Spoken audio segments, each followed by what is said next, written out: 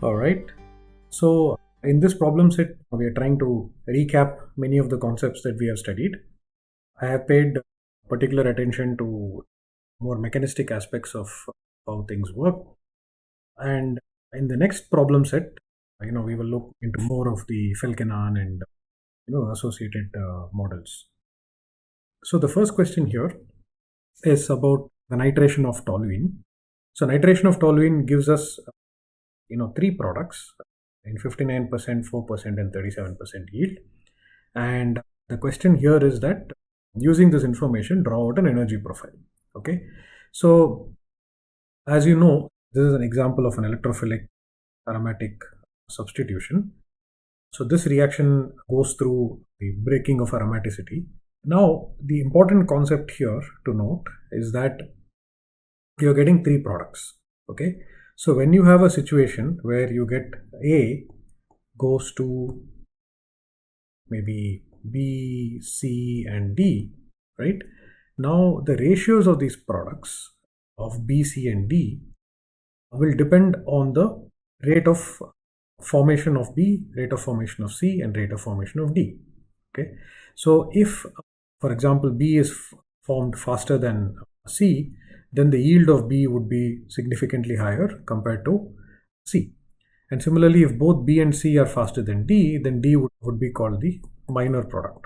Okay, so this is how we understand the outcome of a reaction. Therefore, looking at ratios of products formed are very useful way to understand how fast reactions go. Okay, now of course in this question or in this situation we will make an assumption that the reaction is an irreversible reaction, and in the case of electrophilic aromatic substitution it would be a fair assumption to make, because if you isolate any of these products and expose them to the same reagents, HNO3, H2SO4, or you just let them sit in a solvent for long enough, well, let's say for several days, you don't form the starting compound toluene. Okay, so therefore it's reasonable to say that this would be an irreversible reaction. Okay, so therefore it makes our job easy of drawing the energy profile. Now, in order to approach this problem, now let us look at the energy profile for the first reaction, which is the formation of the ortho product. Okay, so important points here to note are that you have to clearly label the axis. So you have the energy here and reaction coordinate. And so what we know from electrophilic aromatic substitution is that there is going to be a high energy intermediate which is formed. And here comes our assumption, that is Hammond postulate, okay, which essentially allows us to understand the nature of the transition state. Okay, so breaking of aromaticity is going to be a highly energetically disfavored process, and so we could assume that the combination of these two reagents is going to give you high energy intermediate, and therefore this would be in our energy terms, it would be a highly endothermic reaction. So what Hammond's postulate tells us is that in a highly endothermic reaction, the stability of the transition state would resemble the product. So therefore, this transition state here that we are looking at is going to be closer to the product, or it would be a late transition state, right? And this is all something that we've already looked at. I'm just recapping here. Now, we can't make any statements about stability of other compounds at this point because we are only looking at one reaction. So let's say that this is the energy profile, and the next step, is a relatively favorable step, and it gives you the product where aromaticity is restored. Now, if we look at this scenario and then move on to the energy profile of the next product, which would be the meta compound. Now, what we can assume is that the starting materials are obviously the same. The product here is going to be the meta product. So let me just draw that out so that thing is clear. Now, between these two compounds, that is the orthonitrotoluene and metanitrotoluene, there is going to be some difference. Okay, so this difference is going to be some difference in the energy. One of them is going to be more stable than the other. But the difference in the products are not relevant in this case, because the transition state or the highest energy barrier is actually the formation of the intermediate. So the product stability in this case is not going to be important, because the second step is not the rate determining step, and this step is not going to be relevant in the discussion towards understanding the relative ratios. So, therefore, whatever small differences are here are not important. Now, coming to the first step, the formation of this intermediate as shown here is going to be the key step, right? Now, based on the analysis that we have for the ortho versus meta, we've already studied that the positive charge is stabilized by the methyl group, and here that positive charge doesn't have an opportunity to interact with the methyl group directly, and so on. So, therefore, this meta compound you can assume would have a higher energy compared to the ortho compound. So, just to be clear, this is the ortho and this is the meta. Okay, so just to be clear, this is ortho, this is meta. So therefore, there is going to be a small difference in the energy, or there's going to be a difference in energy between the ortho and meta products. And according to Hammond's postulate, if there is a difference in the energy of the highly endothermic reaction of the product, then that will be reflected in the transition state. So therefore, it's quite reasonable to propose that the transition state energies are also going to be different. And clearly, the meta has a higher barrier compared to ortho, and that is something that we see in the product ratio. That is, the product formation, the meta product is only 4%, okay, versus a larger amount in the ortho compound. Now, if we move on to the next example, which would be the para, now again we have to sort of consider the product ratios here. So the orthos, as we see here, is 59%, the para is 37%, and meta is 4%. Okay, so here ortho is being a higher component, clearly is the most favored, followed by para and followed by meta.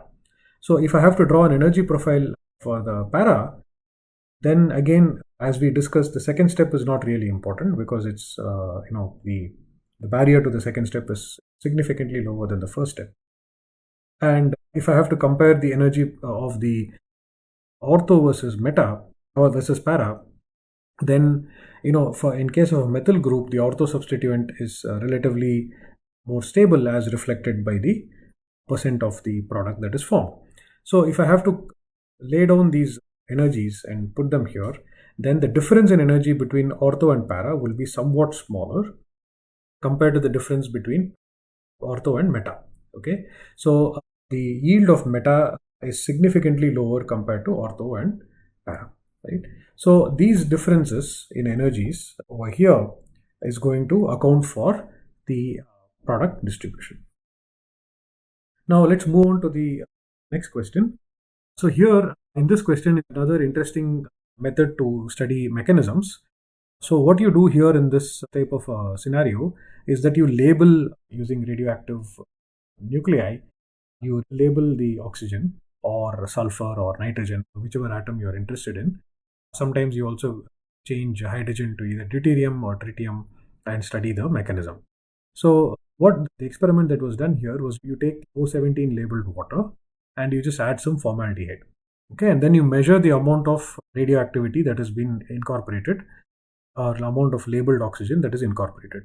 So what we found here was that both formaldehyde and its hydrate were found to have oxygen incorporated. So the mechanism that we can propose here is that we start with unlabeled formaldehyde, okay, and when we start with this unlabeled formaldehyde, we then react it with labeled water, and once the labeled water attacks here and forms the geminal diol, which all of these would be reversible steps, okay, and here at this point there is no difference between this oxygen and this oxygen, that is the unlabeled oxygen versus the labeled oxygen, and so either of them can actually be kicked out.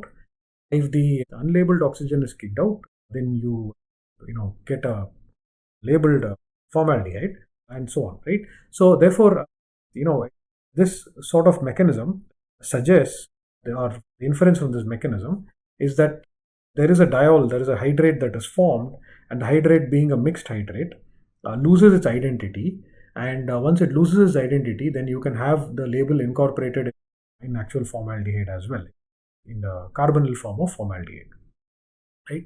And so this mechanism is, this experiment helps us understand that this support this mechanism, right? Now let's move on to the next question. So this question is about the formation of a carbocation and elimination reaction. So this is something that we have looked at previously in the previous semester. So here is your alcohol, and once it gets protonated, it will form a protonated thing. We'll look at the mechanism soon. But the important thing here is that when you start out addressing such questions, the first thing you should do is to start numbering the carbons. So here I have numbered it in the following way. I mean, there is of course an IUPAC way of numbering here. We are not asked to do IUPAC nomenclature. So you can follow whatever numbering that is convenient to you, but be consistent.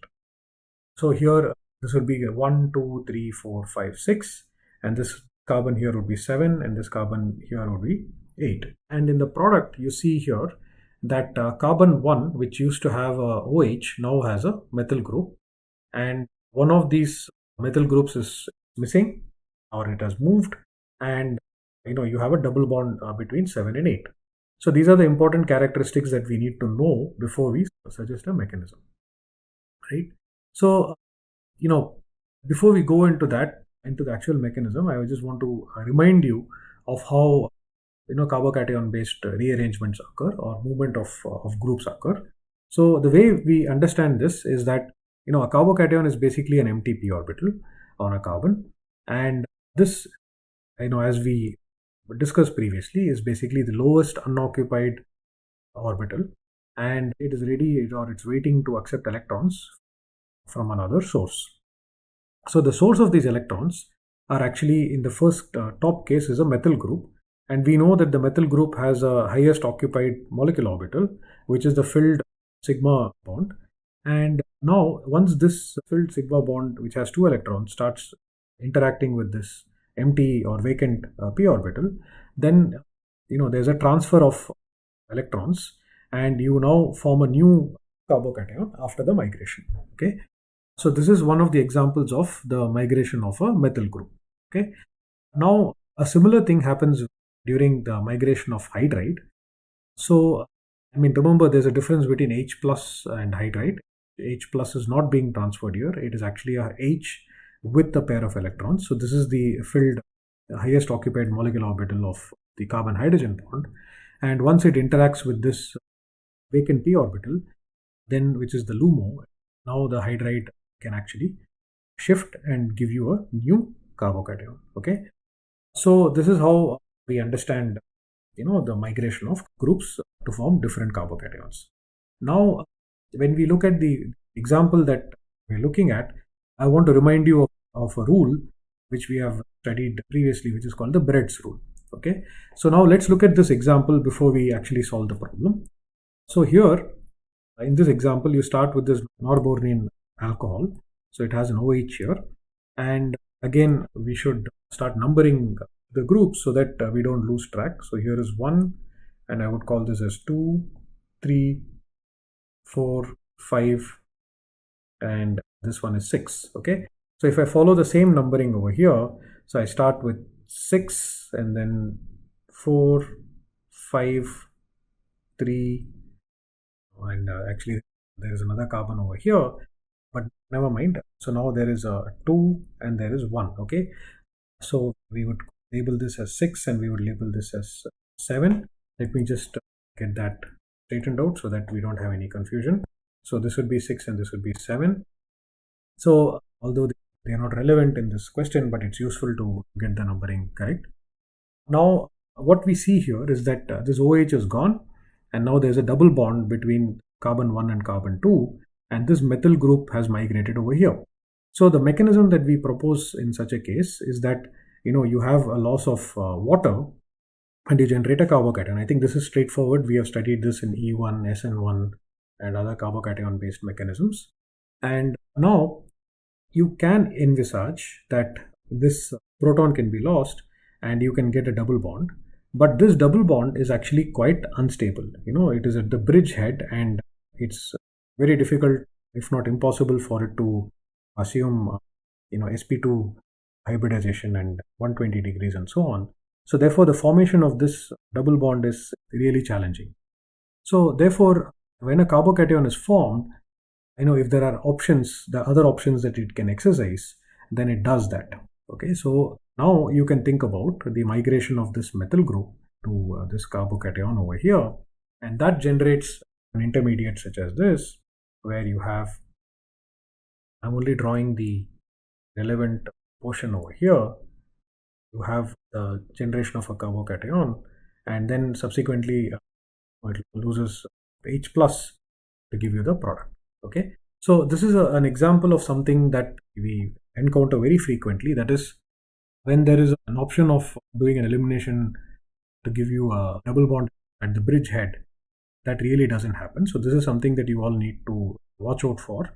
And instead, if there is a possibility of migration of the methyl group, it does that, and it can then subsequently give you the eliminated product. Now, coming back to the question, what we looking at here is a very similar situation. So you have the OH group here, which can get protonated and form OH2 plus, which can subsequently lose a proton to give you a carbocation. And now you can imagine that this hydrogen here can be lost to give you the corresponding double bond. But as we discussed earlier, Brett's rule tells us that formation of a double bond at a bridge head is unlikely, and so therefore this kind of an arrangement is not viable. Okay, so therefore instead what this does is that you can imagine that there could be a migration of this methyl group over here, and that puts this methyl in this position. I forgot to mention, but you need to number these carbons. So 1, 2, 3, 4, 5, 6, and this would be carbon 7. So in place of the carbocation at carbon 1, you now have a methyl group, and the valency of carbon is satisfied, and so therefore there's no positive charge. But instead you form a tertiary carbocation at carbon number 7. Okay, so which is not necessarily a bad thing to happen. So you start with the tertiary carbocation and end up with another tertiary carbocation, and so that's not, at least it's not disfavored. And now once this tertiary carbocation is formed, there is an opportunity for elimination to occur to give you the product. Now let's continue with the next problem. So the question here is about, somewhat related to the energy profile question, is to draw out an energy profile for this, this transformation. I think the mechanism of this transformation is quite clear to you. I will not spend a whole lot of time on the mechanism. However, we need to understand that the product distribution here is a major product versus minor product. So again, coming back to the concept, if a product is the major product, then the rate of its formation is substantially higher than the rate of formation of the minor product. Okay, so this is, we are assuming that it is an irreversible reaction. Now, what we know from our previous courses is that as you increase the substitution on the olefin, then looking at the favorable interaction that we have between the olefin and the carbon-carbon bond as shown here, the interaction between the CC sigma orbitals and the pi star orbital, that stabilizes the olefin, and therefore the more substituted olefin is more stable. Okay, so when you have a choice of forming the more substituted olefin versus the less substituted olefin, if the stability of the product is important, then you end up having the more substituted olefin as the product. Now let's look at the energy profile. So here, in the first step, we know that the hydroxyl group is going to get protonated, and then it loses water to form this carbocation. Okay, so this carbocation intermediate is the key intermediate as far as we are concerned. And now if this hydride as shown here is lost, then you have some energy barrier and you form the monosubstituted alkene. And now instead, if you have the other hydride on the left, which is here, which is lost, then you form the trisubstituted alkene. And again, by invoking Hammond postulate, what we can propose is that in an exothermic reaction, the transition state resembles the starting material. So here is the starting material that we are looking at, which is the carbocation, and therefore the structure of the transition state resembles the carbocation. So anything that stabilizes the carbocation actually stabilizes the transition state.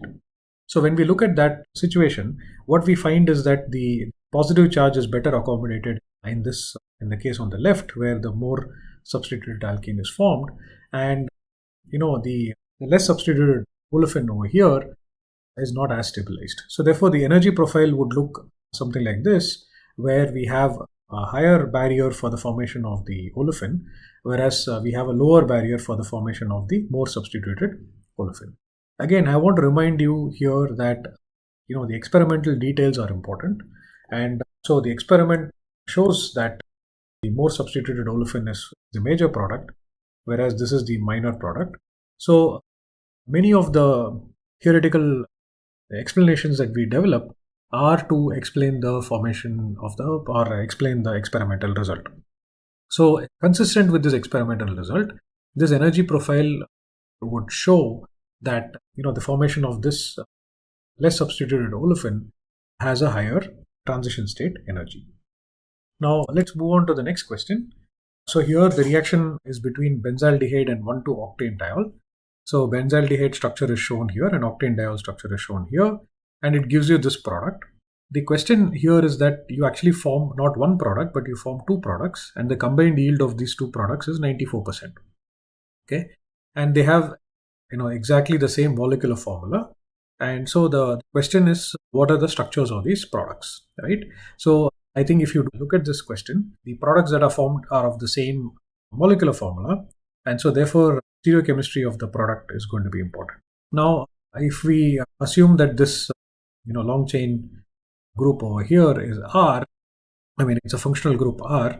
So now what we can do is we have two situations. If I consider this carbon and this carbon, both of these carbons have stereochemistry associated with it, and so the phenyl group can actually be towards us, and so can the R group. The R group can be also towards us, and so that is going to be, in our nomenclature, we would call this as cis. And the other situation where the phenyl group is going into the plane of the board or plane of the paper, and R group remains towards us, and this we would call as trans. So based on the stereochemical analysis, we can suggest that there are two products that are formed, that is, one is cis and the other one is trans. I would like you to look at these structures carefully, and so therefore I have drawn this in printed form as well for you to look at it. And so these two compounds are different and they would be separable, and you can actually isolate the two compounds. Let's move on to the next question. So this is somewhat similar to the other question that we looked at, and so it would be much easier for us to work on this question. So the question here is, draw an arrow pushing mechanism. So again here I would urge all of you to develop a method of numbering. So let's call this as 1, 2, 3, 4, 5, and this would be 6 and this would be 7. So now let's follow the same nomenclature. So we start with 7, 6, 5, 4, and carbon number 3 continues to have the methyl group, and then there is 2 and there is 1. So clearly the hydroxyl group has gone and one of the methyl groups from here has moved over here. Okay, so with this in mind, let's look at the mechanism. So in the presence of acid, the hydroxyl group gets protonated and the formation of the carbocation, and now you can propose that this methyl group actually migrates. We've already looked at the orbital interactions in the previous question, and so once it moves here, it gives you a tertiary carbocation, and this tertiary carbocation can then undergo elimination to give you the product. Now we'll move on to the next question. So here, the straightforward answer to this question would be to write that you add phenyl magnesium bromide, which all of you have studied as Grignard reactions, and these Grignard reactions can give you the phenyl substituted product. But in reality, when we actually go and do this reaction, we find that when you add phenyl magnesium bromide, you actually end up getting the ketone reacting and you get this product. And the yield of this reaction is about 52%. So this is the experimental detail. So what we need to do is we need to figure out a method by which we protect the ketone. Okay, and this word is literally to add in a functional group or to make a modification so that you can protect it from the reagent that is being used in the step that you would like it to be used. And so you need to protect the carbonyl group from the phenyl magnesium bromide. And then after the reaction is done, you need to do a process called as deprotection. Okay, so deprotection, right?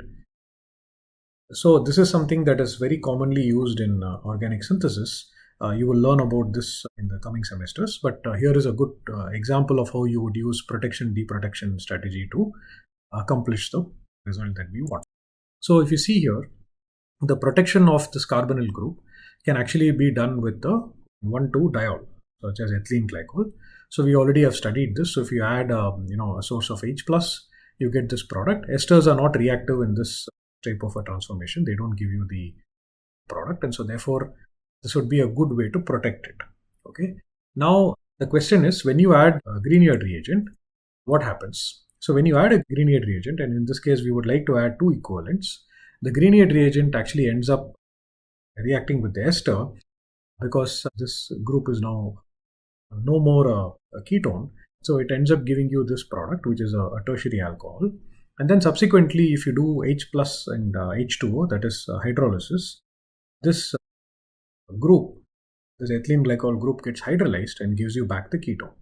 So this strategy is called the protection, and this step is called the deprotection.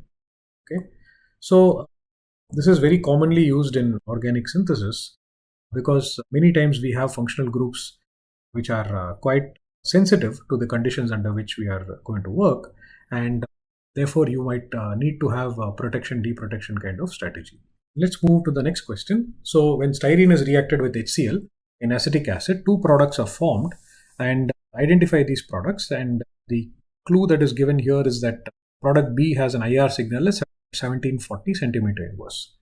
Now if you look at this product A as shown here, the product A has a chlorine in it, and since we are using HCl and HOAC, so this product is fairly straightforward for us to explain.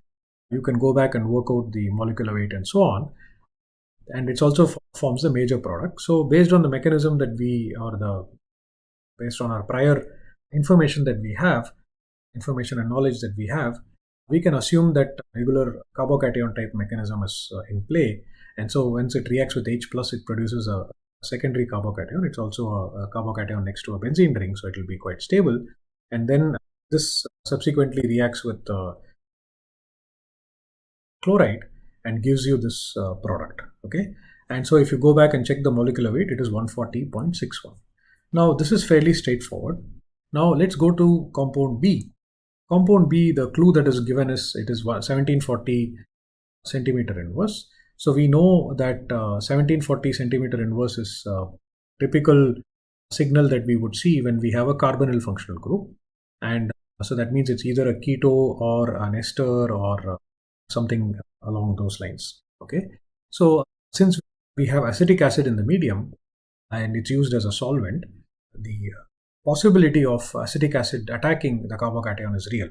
Okay, and so if that happens, then what you can assume is once the carbocation is formed, you would still have the chloride attack as the major product, but you could have once in a while the solvent being in the bulk can actually interact with the carbocation and form this kind of an intermediate where you have an oxygen ion, right?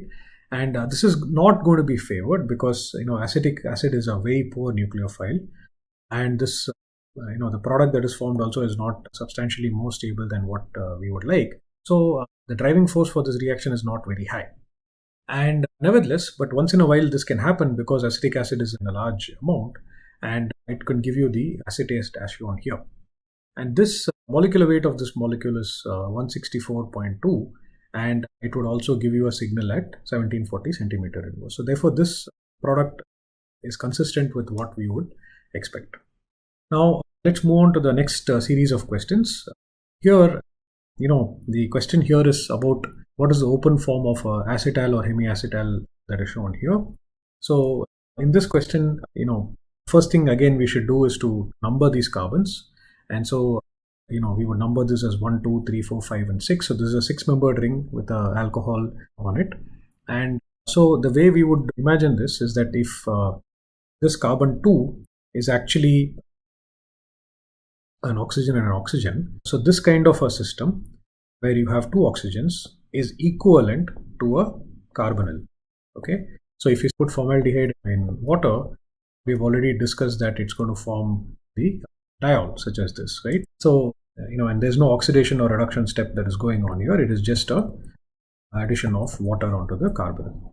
So therefore, equivalent of a carbonyl functional group is actually the aldehyde or the ketone. So the way we would understand this is that if you draw out this aldehyde with an alcohol, then if you push arrows in the following way, you would get this structure over here. So therefore, the open chain form is this, right? Now, along the same lines, we can solve the next problem. I'm not going to spend too much of time on this. It is just that you just need to number this in the following way: 1, 2, 3, 4, 5, 6, 7, 8, 9, and you have a 5-membered ring that is being formed, and therefore the open chain compound is going to be here, and so we follow the same numbering as shown here, and you get the product that is formed. So 1, 2, 3, 4, and 5. Okay, so the oxygen here is 1, and this carbonyl is 2, this is 3, 4, and this carbon is number 5. Okay, so if I follow this, then the open chain compound is going to be this structure as shown here on the right. Now the next question is a little tricky because it is a acetal that is formed from a ketone and not an aldehyde, and so that's the only difference here. So again, let's just follow the same strategy that we follow. Let's just number it. So the way we would number this is we start with this as 1, maybe this oxygen is 2, 3, 4, and 5, and the rest of the carbons are going to be less important. And so the way we would do this is that we can first imagine that if you number this again from here, so this would be 5, and this would be 2, and this would be 1, and so these are the important functional groups that are here. And if you then draw out the remaining molecule, you will actually find that the diol is on the other chain and is over here, and the ketone is over here, and if you form an intramolecular acetal, you would get this product.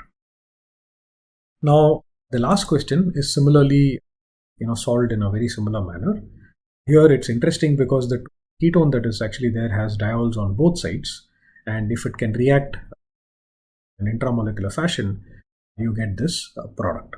So again, the same strategy, we will sort of break down the bond in such a way that we would get the carbonyl and get the alcohol.